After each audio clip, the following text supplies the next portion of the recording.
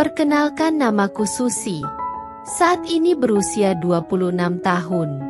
Aku menikah pada usia 21 tahun dan saat ini bekerja sebagai dosen di sebuah fakultas. Sedikit tentang diriku. Perawakanku kecil dengan tinggi 156 cm dan berat 51 kg. Di fakultas tempatku mengajar, ada seorang mahasiswa yang menyukaiku.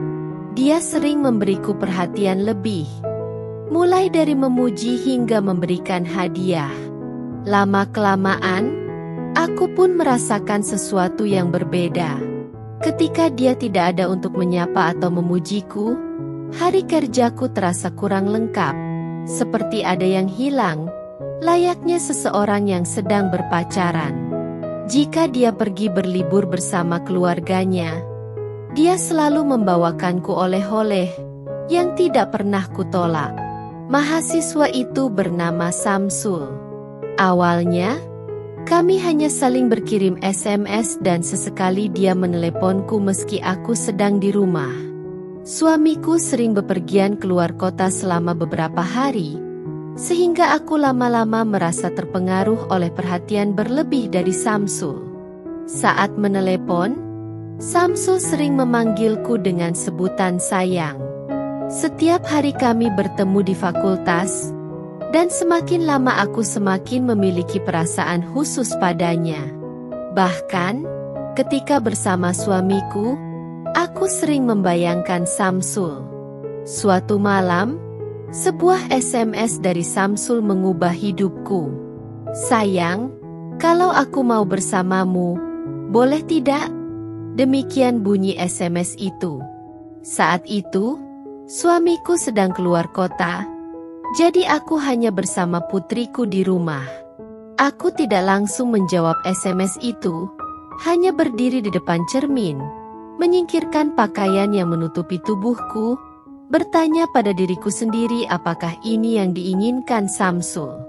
Akhirnya, dengan tangan yang gemetar, aku membalas SMS tersebut dengan kata, "Boleh." Sebentar kemudian, SMS balasan dari Samsul masuk. "Benarkah, sayang?" Aku tidak menjawabnya dan langsung tidur tanpa busana sepanjang malam. Esok harinya, di fakultas, aku merasa malu mengingat apa yang kulakukan malam sebelumnya. Saat jam kerjaku selesai, tiba-tiba SMS dari Samsul masuk lagi. "Sayang, nanti aku akan ke rumah kamu ya, oke?" Tanpa berpikir panjang, aku menjawab, "Oke." Kemudian Samsul meneleponku, banyak yang dia katakan, tapi aku hanya menjawab, "Oke." Sesampainya di rumah, aku langsung menuju kamar mandi dengan perasaan berdebar. Ini adalah pengalaman pertamaku bersama pria lain selain suamiku. Aku hanya cuci muka dan memakai parfum, lalu menuju ruang tamu dan mengambil majalah. Baru beberapa menit membaca, Samsul datang. Aku membuka pintu dengan perasaan campur aduk.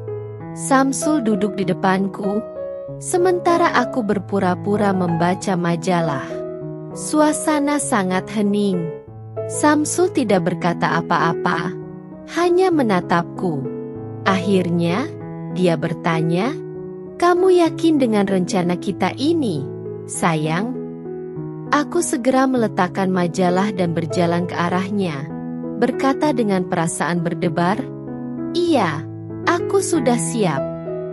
Mendengar itu, Samsul langsung berdiri dan meluapkan kerinduannya padaku dengan penuh kasih sayang. Dia mengusap rambutku yang biasanya tertutup hijab, dan mulai dari dahiku hingga bibirku. Kami saling meluapkan perasaan, dan aku merasa perasaanku pada Samsul berbeda dengan saat bersama suamiku. Aku merasa sangat bersemangat dan menerima perlakuan penuh kasih darinya. Hingga kami sampai di kamar tidur, aku merasa sangat nekat untuk menyerahkan segalanya kepada Samsul. Namun, Samsul tampak ragu untuk masuk ke kamarku. Dia berdiri di pintu, menatapku dengan penuh harap. Aku menunduk, dan kemudian Samsul mulai mendekatiku.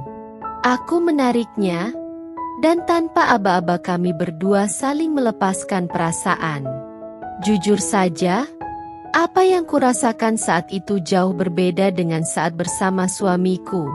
Aku merasa rumput tetangga memang lebih hijau. Kami menghabiskan waktu bersama, dan setelah beristirahat sebentar, Samsul mengajakku ke kamar mandi. Ternyata, di sana dia mengajakku melakukannya lagi.